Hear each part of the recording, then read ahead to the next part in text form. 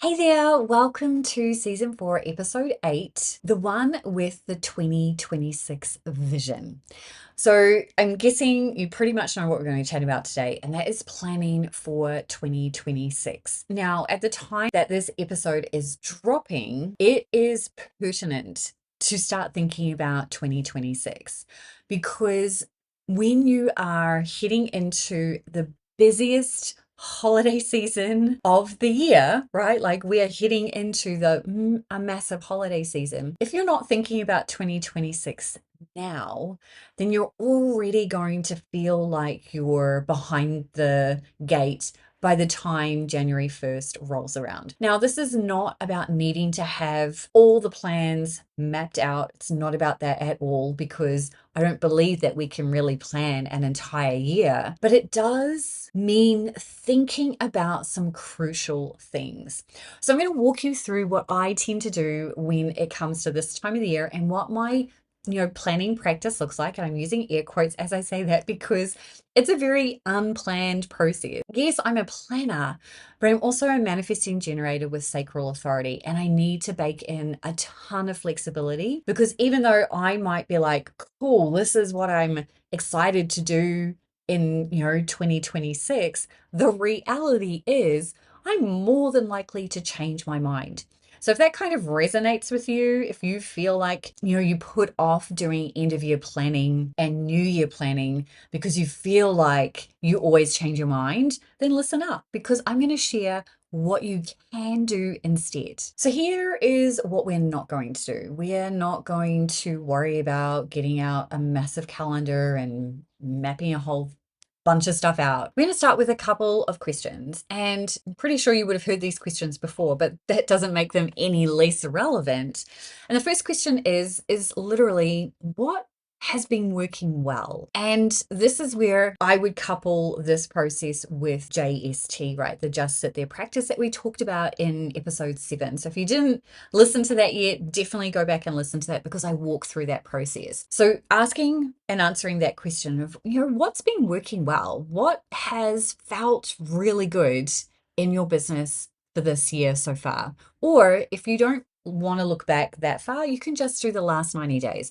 I do find 90-day blocks to be the most effective, and that's literally what I stick to for the most part, except for when things feel really volatile or things are kind of up in the air, then I really kind of just stick to 30 days out, right? That's kind of as much as my nervous system allows. So 30 days, 90 days, whatever, right? That's the reflection point. You can either reflect back on the year to date, last 90 days, or last 30 days. The question doesn't change. What's been going well? What's felt easy and fun, if you want to put it that way? So that's the first question. So you jot down all of that. And I do encourage you to just really kind of go back through your planner or whatever it is that you use to jot stuff down in and just kind of see. This is where I would probably also do an audit on sales, like what has the sales process been, like what's been selling well, like getting a really clear picture of what has really worked well. And then also asking what has been easy and fun and just kind of getting your eyes on that. And then the next question is, what hasn't gone so well? Or what did not feel easy and fun? And then just kind of same process, jotting all of that down. This is when I would probably also look at the lowest selling products or products that have had zero sales. And again, you could do this for the whole year, for the last 90 days, or for the last 30 days. I would probably do the last 90 days for things that haven't sold well or haven't had any sales at all, because that gives you a much clearer picture of probably current needs from your audience. I'd also look at things like whatever your long form content is. So for me, I have a blog, a podcast, and a YouTube channel. I actually have a couple of YouTube channels. So I would go and have a look at those analytics. If you are tracking analytics on Google, I'd go and take a look at those things. Like really just kind of doing this detective approach. Like what's been going on? Like what has all of this been looking like? Google Search Console, like wherever you've got that information. Now, if you're sitting there going, I don't track any of that, totally get that. However, you can look at this without having Google Analytics in place. Because, particularly if you've got a podcast or a YouTube channel, the analytics are built in. You don't actually need to do anything about that. And from a blog perspective, it depends on the platform. So, most platforms will still have some layer of what blog posts have been the most popularly viewed, what's been clicked on, though that type of thing. So, you will have access to that data. It's just how much data do you have access to is the question. And then obviously social media wise, if you're on that bandwagon, you can go and have a look at your analytics as well and just kind of understand what is resonating, but also just what isn't. What is just not feeling great? What hasn't been going well? Once you've got that information, then you're going to probably want to use your favorite AI tool. This is where I would dive into Magi and I would literally throw everything that I've just brain dumped into Magi and I would use my CEO persona. Now, my CEO persona is trained on a lot of information. So it's trained on all my offers. It knows a lot of data about my business. It's got my brand, voice, all of those things. It's also got my human design chart in there as well. And it acts as my CEO. It's literally going to tell me when I'm going off on a tangent and all of those things. So I'm going to drop all of that data into there and I'm just going to literally say, hey, I need your help figuring out what my kind of plans might look like for the first 90 days in the new year.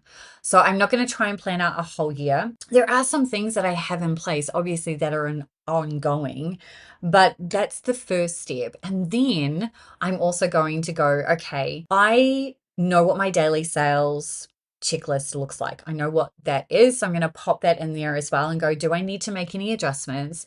And if my goal is to always grow my audience, nurture my audience, and sell to my audience every single day, what does that look like moving forward?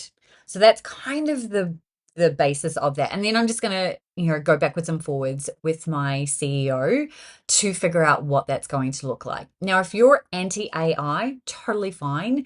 You can just do this process with yourself. You're going to ask yourself those questions. You're going to look at that information and you're going to go, okay, what is this painting a picture of? You might find that you do this initial process and then you let it sit for 24 hours and then come back to it. I typically do that anyway, even with using AI.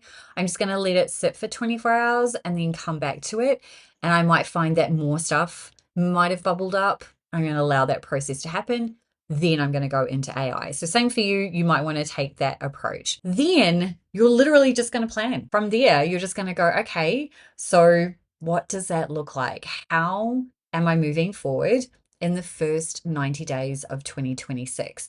Now, some things to keep in mind. Do you take any time off? Personally, for me, I take a big chunk of December off and almost all of January. So, with all of that in mind, I'm like, okay, well, then I probably need to set up a whole bunch of evergreen stuff because my business doesn't stop, right? People are still looking for help and support and everything like that during that time, but I don't need to actively be doing stuff. I can still take that time off. So, what does that look like? Then, what else is happening? So, for myself, I know that I have got a summit and a brand new membership that I'm planning to host and launch in February.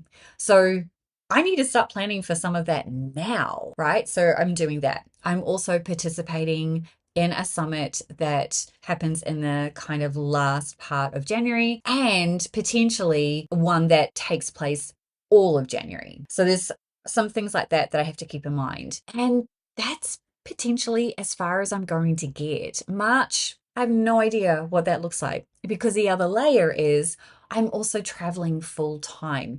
And that is why 90 days works really well because 90 days is how long I am in each country that we go to.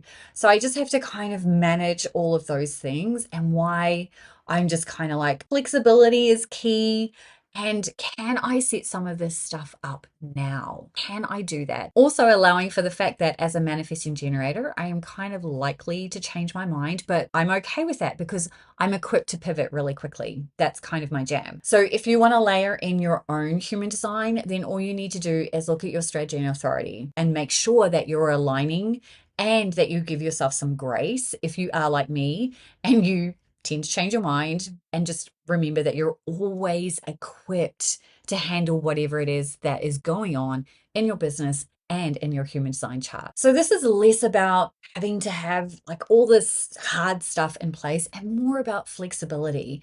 You can plan however you want, but the key is to start thinking about it, to start kind of asking some of those questions so that you can move forward and you're not scrambling come January 1st going, crap, if I wanted to do some of this stuff, I probably should have been doing some of this stuff back in November.